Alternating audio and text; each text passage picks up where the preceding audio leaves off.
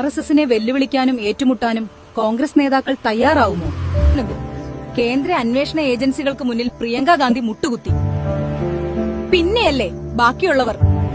കോൺഗ്രസ് അധികാരത്തിൽ വന്നാൽ RSS പിൻവാതിൽ ഭരണം നടത്തുമെന്ന് ഉറപ്പാണ്.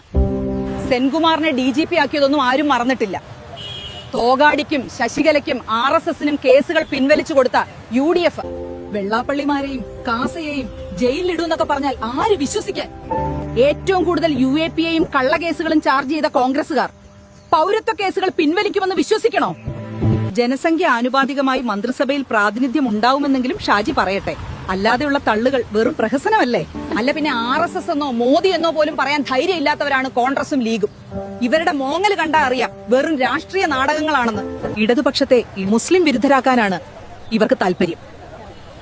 ഇടതുപക്ഷം മുസ്ലിം വിരുദ്ധമാണെന്ന പൊതുബോധം സൃഷ്ടിക്കേണ്ടത് RSSന്റെ ആവശ്യമാണ്.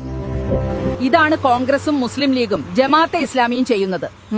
ഈ കൊടും ചതിക്ക് ഇവർ മറുപടി പറയേണ്ടി വരും. എന്തൊക്കെ സംഭവിച്ചാലും മുഴുസംഖ്യകളായ BJPയെ വേണോ, അർദ്ധസംഖ്യകളായ കോൺഗ്രസിനെ വേണോ, അതോ സംഘി വർഗീയ വിരുദ്ധരായ ഇടതുപക്ഷത്തെ വേണോ എന്ന് മലയാളികൾക്കറിയാം. മറ്റവന്മാർ അവിടെ കിടന്ന് കുരയ്ക്കട്ടെ.